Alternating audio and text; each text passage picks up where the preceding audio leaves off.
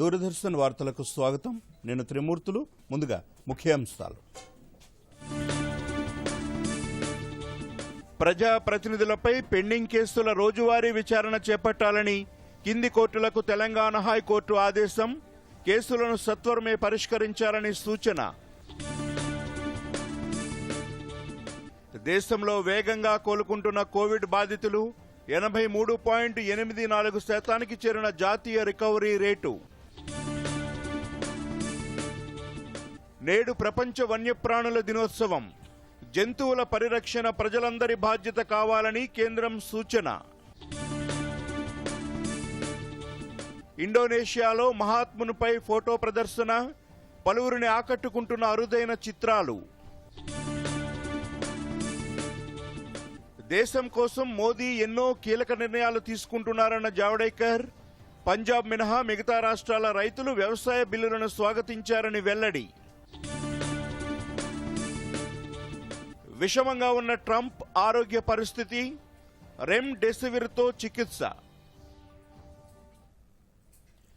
ఎంపీలు, ఎమ్మెల్యేల మీద ఉన్న పెండింగ్ కేసులపై రోజువారీ విచారణ చేపట్టాలని కింది స్థాయి కోర్టులను తెలంగాణ హైకోర్టు ఆదేశించింది.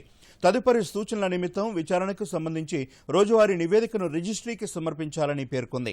ఇటీవల సుప్రీంకోర్టు ఇచ్చిన ఆదేశాల నేపథ్యంలో హైకోర్టు ఈ మేరకు ఉత్తర్వులు ఇచ్చింది. అయితే metropolitan sessions judge, CBI court పరిధిలోని ఇతర కోర్టులు, సిటీ సివిల్ కోర్టులు, సిటీ స్మాల్ కాజెస్ కోర్టులో భౌతిక విచారణ చేపట్టడమా లేదంటే నవంబర్ 6 వరకు ప్రస్తుత వీడియో కాన్ఫరెన్స్ విధానంలోనే విచారించడమా అన్నది సంబంధిత హైకోర్టు పరిపాలనా జడ్జితో సంప్రదించి నిర్ణయం తీసుకోవాలని పేర్కొంది.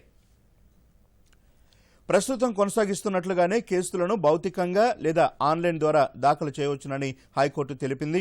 లాక్డౌన్ నిబంధనల సడలింపు నేపథ్యంలో ఆదిలాబాద్, కరీంనగర్, ఖమ్మం, మహబూబ్ నగర్, మెదక్, నల్గొండ, నిజామాబాద్, రంగారెడ్డి, వరంగల్ జిల్లాల్లో ప్రస్తుతం ఉన్న భౌతిక కోర్టుల విచారణ ప్రక్రియను నవంబర్ 6 వరకు కొనసాగించాలని హైకోర్టు ఆదేశించింది. సంగారెడ్డి జిల్లా జడ్జి మాత్రం సంబంధిత హైకోర్టు పరిపాలనా జడ్జితో సంప్రదించి భౌతిక కోర్టు నిర్వహణపై నిర్ణయం తీసుకోవాలని సూచించింది. దేశం కోసం ప్రధానమంత్రి నరేంద్ర మోదీ ఎన్నో సాహసోపేతమైన నిర్ణయాలు తీసుకుంటున్నారని కేంద్ర మంత్రి ప్రకాష్ జావడేకర్ అన్నారు. వన్ నేషన్, వన్ మార్కెట్ అనే లక్ష్యంతో కేంద్ర ప్రభుత్వం వ్యవసాయ బిల్లులు తీసుకొచ్చిందని తెలిపారు. పంజాబ్ మినహా దేశంలో ఎక్కడ రైతులు ఆందోళన బాట పట్టలేదని స్పష్టం చేశారు. మెజారిటీ రైతులు వ్యవసాయ బిల్లులను స్వాగతించారని పేర్కొన్నారు. ఒక దేశంలో భిన్న పద్ధతులు ఉండవద్దన్న లక్ష్యంతోనే ప్రభుత్వం నేషనల్ టెస్టింగ్ ఏజెన్సీ ద్వారా వన్ నేషన్, వన్ ఎగ్జామ్ను అందుబాటులోకి తెచ్చిందని గుర్తు చేశారు. तैयार करने की ये रणनीति है. प्रधानमंत्री नरेंद्र मोदी जी की जो बड़ी देश के लिए सोच है, जीएसटी के रूप में एक देश एक टैक्स हो गया. इन कृषि सुधार के कानूनों से एक देश एक बाजार हो जाएगा. राष्ट्रीय परीक्षा, नेशनल टेस्टिंग एक करके एक देश एक परीक्षा ये किया और एक देश एक राशन कार्ड की भी घोषणा की है. तो ये मोदी सरकार की दृष्टि है. किसान के फसल का अनुबंध होगा और वो अच्छी कीमत पर दाम ये माल बेच सकता है. इससे क्या फायदे होंगे? पहला फायदा होगा कि नया तकनीक आएगा, नया निवेश आएगा, नए बीज आएंगे, उत्पादकता बढ़ेगी. भारत में खेती की उत्पादकता दुनिया से आधी है और बेस्ट ऑफ द बेस्ट होता है, वहां से 1/3 है. वो उत्पादकता बढ़ाना बहुत जरूरी है. वो तभी बढ़ेगी जब तकनीक आएगा, जब नए बीज आएंगे और जब नया निवेश आएगा. वो निवेश इस कानून से होगा. और तीसरा कानून जो किया है इस सुधार में वो है अत्यावश्यक सुधार कानून. నేడు ప్రపంచ వన్యప్రాణి సంరక్షణ దినోత్సవం. వన్యప్రాణుల మనుగడ ప్రశ్నార్థకమవుతున్న నేపథ్యంలో వాటి సంరక్షణకు ప్రాధాన్యతనిస్తూ ఏటా అక్టోబర్ 4న వరల్డ్ యానిమల్ డేగా పాటిస్తున్నాం. ప్రపంచంలో మొట్టమొదటిసారిగా మార్చి 24, 1925న జర్మనీలోని బెర్లిన్లో జంతు ప్రేమికుడు హైన్రిచ్ జిమ్మర్మన్ వరల్డ్ యానిమల్ డేను నిర్వహించారు. తర్వాతి కాలంలో హైన్రిచ్ జన్మదినం అక్టోబర్ 4ను ప్రపంచ వన్యప్రాణి సంరక్షణ దినోత్సవంగా మార్చారు. జంతువులను ప్రకృతిని కాపాడుకునే లక్ష్యంతో జర్మన్ రచయిత జంతు ప్రేమికుడు హైన్రిచ్ జిమ్మర్మన్ వరల్డ్ యానిమల్ డేను జరుపుకోవాలని 1925లో మొట్టమొదటిసారిగా ప్రతిపాదించారు. 1931లో ఇటలీలోని ఫ్లోరెన్స్లో జరిగిన అంతర్జాతీయ యానిమల్ ప్రొటెక్షన్ కాంగ్రెస్ ఏటా అక్టోబర్ 4వ తేదీన వరల్డ్ యానిమల్ డేగా జరుపుకోవాలనే హైన్రిచ్ ప్రతిపాదనను ఏకగ్రీవంగా అంగీకరించింది. ఈ మేరకు చేసిన తీర్మానాన్ని ఆమోదించింది.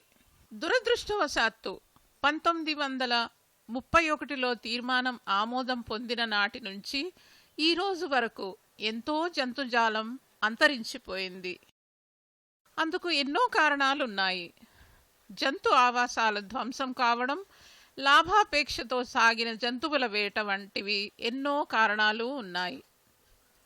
చర్మం, దంతాలు, కొమ్ములు, గోళ్ళు, అవయవాలు, రెక్కలు వంటి వాటి కోసం జంతువులను అత్యంత క్రూరంగా వేటాడారు. వీటి మార్కెట్ వాల్యూ ప్రపంచవ్యాప్తంగా బిలియన్ల డాలర్లకు చేరింది. డబ్బు కోసం సాగుతున్న ఈ అరాచకమైన అమ్మకాలు ఆగాలి. ఈ మానవ చర్యలతో అడవుల్లో వన్యప్రాణులు మనుగడ కోసం పోరాటం చేయాల్సి వస్తోంది. నెహ్రూ జూలాజికల్ పార్క్ వంటి వన్యప్రాణి సంరక్షణ కేంద్రాల్లో మాత్రం క్యూరేటర్ల సంరక్షణలో వన్యప్రాణులు సురక్షితంగా ఉంటున్నాయి. ఈ విషయమై ఐఎఫ్ఎస్ అధికారి శ్రీమతి క్షితిజ, క్యూరేటర్, నెహ్రూ జూలాజికల్ పార్క్ మాట్లాడుతూ, ఒకప్పటితో పోలిస్తే అంతరించిపోతున్న జంతుజాలాన్ని కాపాడుకోవాలని, వాటి పట్ల ప్రేమాప్యాయతలు చూపాలనే అవగాహన ప్రజల్లో క్రమంగా పెరుగుతోందన్నారు.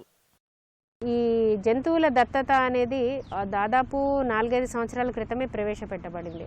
అంటే ఒక యానిమల్కి సంబంధించి ఒక సంవత్సరానికి అయ్యే పోషణకి నిమిత్తం అయ్యే ఖర్చు కానీ, లేకపోతే వాటి వైద్యానికి అవసరమయ్యే ఖర్చు కానీ, టోటల్లీ ఒక సంవత్సరంలో వాటి మెయింటెనెన్స్కి అయ్యే ఖర్చునంతటిని క్యాలిక్యులేట్ చేసి ఒక రేట్ అనేది ఫిక్స్ చేయడం జరిగింది. పర్టికులర్గా జూ యానిమల్స్కి అయితే ఇది సాధ్యమవుతుంది. సో ఇట్లాగా మనము ఒక అడాప్షన్ స్కీమ్ అనేది ప్రవేశపెట్టాము. చిన్మయ్ సిద్ధార్థ్ షా తన పుట్టినరోజు నాడు రాయల్ బెంగాల్ టైగర్ను దత్తత తీసుకోవడం వంటివి ఇందుకు ఉదాహరణగా చెప్పారు. తాను పులిని దత్తత తీసుకోవడం గురించి 12 ఏళ్ల సిద్ధార్థ్ దూరదర్శన్తో మాట్లాడుతూ, పులి మన జాతీయ జంతువు అయినందునే రాయల్ బెంగాల్ టైగర్ను దత్తత తీసుకున్నానని చెప్పాడు. So who told you that you could adopt an animal from the zoo? Hi, my name is Chinmay, and my grandpa told me that we could adopt an animal from the zoo. Why tiger? I adopted a tiger because it was an endangered species and it is the national animal of India. Did anybody else get inspired by you? I actually do not know, so I just wanted to spread this message that we should conserve wildlife and protect animals. So did your school appreciate your adoption of a tiger? Yes, they gave their appreciations to me in the class, in the online classes. My message is that you can step ahead and please conserve wildlife and protect animals. హైదరాబాద్కు చెందిన ప్రముఖ artist, శిల్పి, art curator Nagesh Goud Nehru zoological పార్క్లోని సీతా అనే ఏనుగును దత్తత తీసుకోవడం తనకు ఎంతో సంతోషాన్నిచ్చిందని అన్నారు. జూ క్యూరేటర్ గారిని కలిశాను, కృతిజ గారిని కలిసి మన zoo youngest female elephant, particularly female elephant కావాలని అడిగాను. సో దే హ్యావ్ 5 ఎలిఫెంట్స్ అండి. అందులో మనకు సీత అనే ఎలిఫెంట్ మనకు చెప్పారు వాళ్ళు. So the Sita, 37 years old, we adopted Sita on behalf of 25 artists at Nehru Zoological Park. ఇది 1 year గురించి మేము తీసుకున్నామండి. లాస్ట్ జనవరిలో మా షో గజా షో జనవరిలో మనకు ఎగ్జిబిషన్ అయింది. సో ఫిబ్రవరిలో మన సీత అడాప్ట్ చేసుకున్నాం మనం జూ పార్క్లో. నెహ్రూ జూలాజికల్ పార్క్లో ఎన్నో ఏళ్లుగా పనిచేస్తున్న జూ కీపర్ ఎస్ దేవేందర్ మాట్లాడుతూ, జూలో తాను కొన్ని ఏళ్ల నుంచి జూ కీపర్గా పనిచేస్తున్నానని, జంతువులతో ఒక వీడలేని బంధం ఏర్పడుతుందని తెలిపారు. పేరు పెట్టంగానే గౌతమ్ అని పిలిస్తే కూడా వచ్చే ఒక అలవాటు వైల్డ్లో ఉండి కూడా వస్తాయి. అగ్రెసివ్ ఉన్నప్పుడు కూడా నన్ను గుర్తుపడతాయి. ట్రైన్డ్ కాబట్టి మేము ఆ ప్రికాషన్స్ తీసుకొని వాటి అగ్రెసివ్ మూడ్ ఉన్నప్పుడు ఎట్లా మేము వాటికి బిహేవ్ చేయాలి, హ్యాండిల్ చేయాలి అన్నది మేము స్పెషలైజ్డ్ ట్రైన్డ్ అండి. అడుగు దూరం వరకు కూడా వెళ్ళి హ్యాండిల్ చేస్తాము. ఎగ్ లేయింగ్ సీజన్లో ఎంత అగ్రెసివ్ ఉన్నా కానీ దాన్ని హ్యాండిల్ చేసే అంత కెపాసిటీ, మోరోవర్ వాటి సంరక్షణ బాధ్యతలు, దాన్ని సిక్ ఉన్నప్పుడు ఏ విధంగా దాన్ని హ్యాండిల్ చేయాలి, దాన్ని ఎట్లా క్యాచ్ చేయాలి, మళ్ళా పిల్లలు పుట్టినప్పుడు కూడా ఏ విధంగా దాన్ని ప్రొటెక్ట్ చేసుకుంటుంది, మదర్ ఎగ్ ప్రొటెక్ట్ చేసుకుంటుంది, ఏ విధంగా ప్రికాషన్స్ తీసుకోవాలి అన్నది అప్పుడు కూడా మేము మంచి ఇది చేస్తూ ఉంటాం. ఈ ప్రపంచంలో జంతువుల పట్ల ఎంతటి క్రూరత్వం ఉన్నా అంతకు మించి దయ, కరుణ కూడా ఉన్నాయి. కేవలం తన అవసరాలు మాత్రమే తీరాలనే ఆలోచన దృక్పథాన్ని మనిషి వీడనాడాలి. మనిషితో సమానంగా జంతువులకు కూడా స్వేచ్ఛాపూరితంగా ఇష్టమైన ఆహారాన్ని తింటూ ఏ బాధలు, భయాలు లేని వాతావరణంలో జీవించే హక్కు ఉందని గుర్తించాలి. జంతువులకున్న ఈ హక్కులను కాపాడడానికి ప్రతి మనిషి తన బాధ్యతగా గుర్తించాలి. Bureau report, Doordarshan news, Hyderabad. Gandhiji కేవలం మన దేశానికే కాదు, ప్రపంచానికంతటికీ ఆదరణీయుడు. ఇండోనేషియా పార్లమెంటు భవనంలో గాంధీ జయంతి సందర్భంగా మహాత్మునిపై ఒక ఫోటో ప్రదర్శనను ఆ దేశం నిర్వహించింది.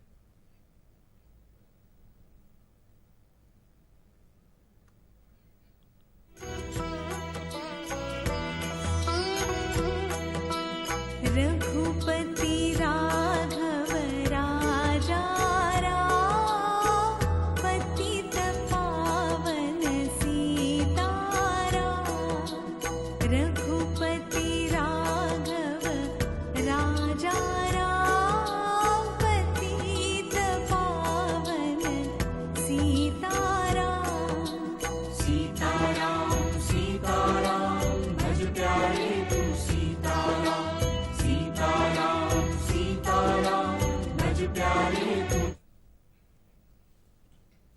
కేంద్ర పెట్రోలియం శాఖ మంత్రి ధర్మేంద్ర ప్రధాన్ కోవిడ్ నుంచి కోలుకున్న అనంతరం కటక్ మెడికల్ కాలేజీలో ప్లాస్మాను దానం చేశారు. ప్లాస్మా దానం తనకెంతో సంతృప్తినిచ్చిందని ఆయన ప్రకటించారు.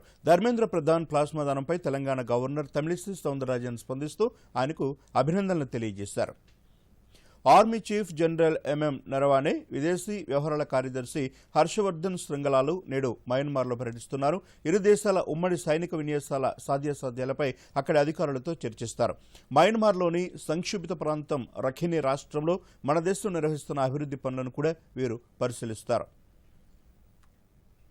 అస్సాంలోని తీవ్రవాద సంస్థ ఉల్ఫా మయన్మార్ నుండి చైనాలోని యునాన్ రాష్ట్రానికి తరలినట్లు కేంద్రం తెలియజేసింది. గౌహటి ట్రిబ్యునల్లో కేంద్ర ప్రభుత్వం దాఖలు చేసిన అఫిడవిట్లో ఈ సమాచారాన్ని తెలియజేస్తూ ఈ ఉల్ఫా విభాగం అధినేత పరేష్ బారువా కూడా చైనా దక్షిణ ప్రాంతంలో స్థిరపడినట్లు తెలియజేస్తుంది. ఈ ఉల్ఫా విభాగాన్ని 5 సంవత్సరాలకు చట్టవిరుద్ధ సంస్థగా భారత ప్రభుత్వం ఇప్పటికే ప్రకటించింది. కోవిడ్-19 నియంత్రణ కోసం చేపట్టిన చర్యలు పర్యావరణంలో కర్బన ఉద్గారాల తగ్గింపుకు దోహదం చేస్తాయి. ప్రపంచవ్యాప్తంగా కరోనా నియంత్రణకు ఖర్చు చేసిన $10 ట్రిలియన్ అధిక భాగం వాతావరణంలోని కర్బన ఉద్గారాలను తగ్గించడానికి, ఉపాధి అవకాశాల పెంపుకు దోహదపడింది.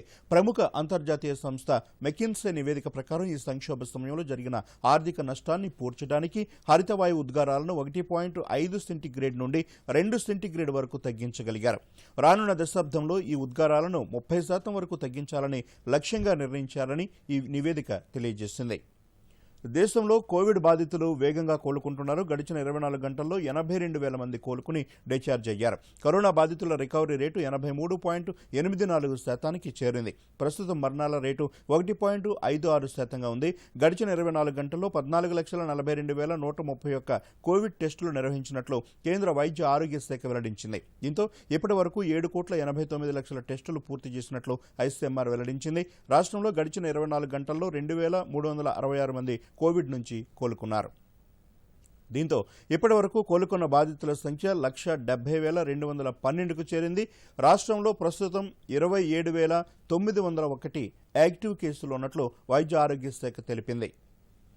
కరోనా బారిన పడ్డ అమెరికా అధ్యక్షుడు డొనాల్డ్ ట్రంప్ ఆరోగ్య పరిస్థితి ఆందోళనకరంగా ఉన్నట్లు ఆ దేశ వైద్య వర్గాలు వెల్లడించాయి.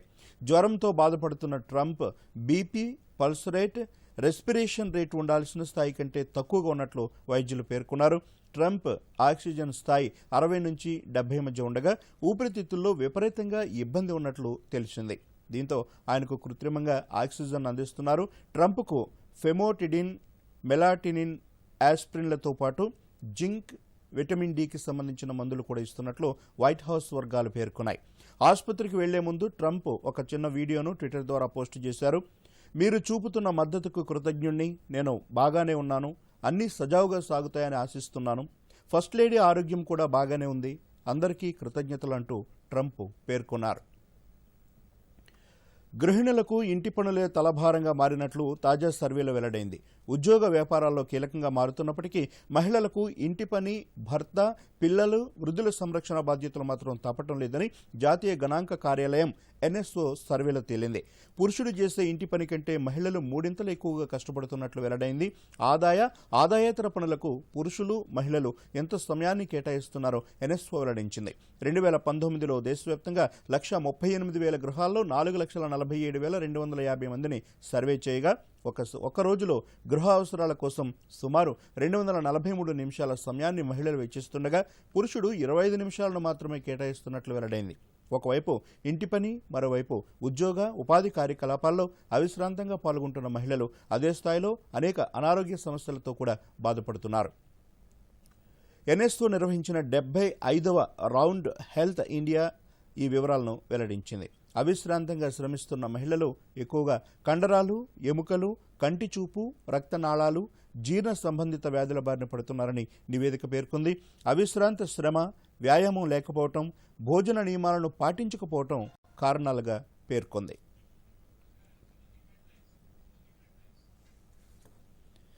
ఇక మరోమారు ముఖ్యాంశాలతో వార్తలు ముగిద్దాం. నమస్కారం. ప్రజాప్రతినిధులపై పెండింగ్ కేసుల రోజువారీ విచారణ చేపట్టాలని కింది కోర్టులకు తెలంగాణ హైకోర్టు ఆదేశం. కేసులను సత్వరమే పరిష్కరించాలని సూచన. దేశంలో వేగంగా కోలుకుంటున్న కోవిడ్ బాధితులు 83.84% చేరిన జాతీయ రికవరీ రేటు. నేడు ప్రపంచ వన్యప్రాణుల దినోత్సవం. జంతువుల పరిరక్షణ ప్రజలందరి బాధ్యత కావాలని కేంద్రం సూచన. ఇండోనేషియాలో మహాత్మునిపై ఫోటో ప్రదర్శన. పలువురిని ఆకట్టుకుంటున్న అరుదైన చిత్రాలు. దేశం కోసం మోదీ ఎన్నో కీలక నిర్ణయాలు తీసుకుంటున్నారన్న జావడేకర్. పంజాబ్ మినహా మిగతా రాష్ట్రాల రైతులు వ్యవసాయ బిల్లులను స్వాగతించారని వెల్లడి. విషమంగా ఉన్న ట్రంప్ ఆరోగ్య పరిస్థితి. రెమ్డెసివిర్తో చికిత్స.